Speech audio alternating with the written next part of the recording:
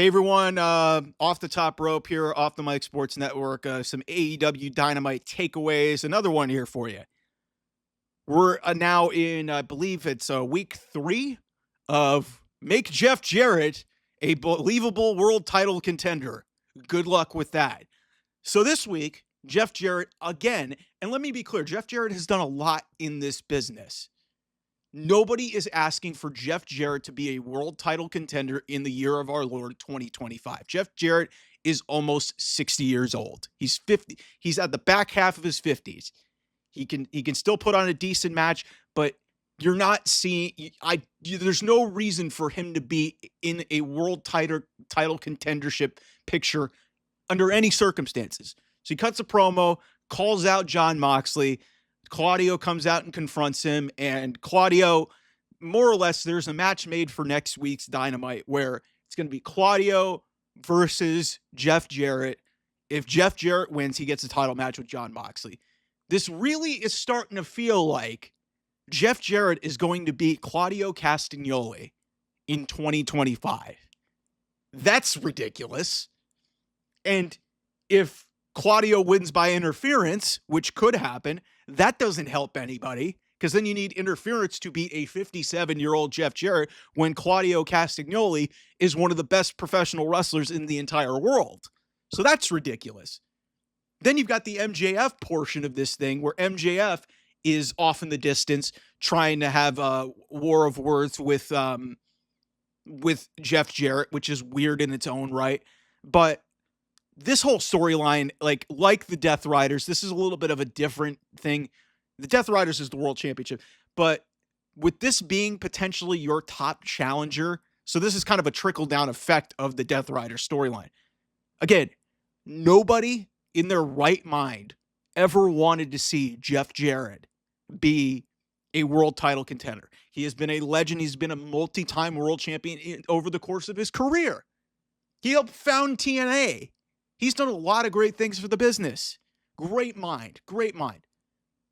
And he'll probably be a Hall of Famer. I think he is already a WWE Hall of Famer. But it's just nobody's asking for this, man. And seriously, if he beats Claudio, man, next week, it's just like there's a no-win situation. I already laid it out for you. Claudio wins. Okay, what are we doing? Claudio may win by interference. That doesn't help anybody. If Jeff Jarrett wins, it's Jeff Jarrett beating Claudio Castagnoli, which, again, is an absurd premise. So what's the end game here? You're going to have Jeff Jarrett beat Jon Moxley for the world title and then maybe have Christian Cage run in and cash in?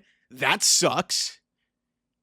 That if that's your exit strategy, God help them there, man. That's a bad one. You have a 57-year-old win the championship and then have another 50-year-old beat him. That's an awesome idea.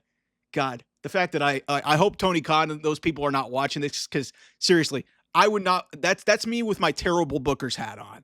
I've already told you guys on other videos what I think should happen. I think Hangman Adam Page should be the world champion. He should have been the world champion. None of this should have ever happened with the Death Riders. We should have never gotten to the point where Jeff Jarrett was even thought of as a freaking #1 contender in 2025. It doesn't make any sense. It doesn't make any sense that he's doing segments with MJF. Like, this is all so stupid. It's so dumb. And I'm not trying to disrespect Jeff Jarrett, the man. I'm trying to disrespect the concept of a 57-year-old man trying to be the world heavyweight champion of a top promotion in North America. You don't see freaking Ric Flair going for the WWE championship, and Ric Flair's like 20 years older. You don't see that happening. You don't see Hulk Hogan and also if Hulk Hogan were the WWE champion, that'd be the worst booking decision of all time, considering like he got booed out of the building in Los Angeles on the Raw for Netflix. But it's like, you do not see WWE trying to book like 55-year-old men to be the world champion. People thought that maybe it was going to be The Rock, but The Rock doesn't want that. He dusted the whole thing off with Cody. There's no reason to be booking these upper aged guys to be your world champion, and especially Jeff Jarrett. who nobody has cared about until he got this push through the Owen Hart. And I think it's been a nice, little bit cool storyline. But it's just like, what is this going to accomplish for anybody? And especially when you have a crappy World Heavyweight Championship reign going on, that's your best option? Because John Cena is going to try and is going to retire this year and go on a run? John Cena is an exception to the rule of, hey, upper echelon guys shouldn't be going to World, because he's John fucking Cena. He transcends the fucking business. You're going to do the same shit for Jeff Jarrett? The fuck?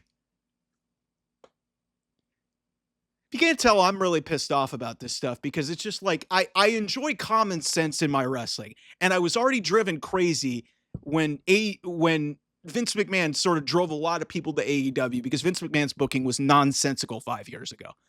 But now we've gone completely the other way, where the same style of booking, lack of care, just nonsensical, weird decisions are coming from Tony Khan. So I hope that this gets fixed. I don't know what their idea is with this whole angle with Jeff Jarrett, but please don't do what I think you're going to do. Whatever it is. I don't care what it is. Whatever it is, it's not good. Okay? Anyway, I'll talk to you guys soon. Bye-bye.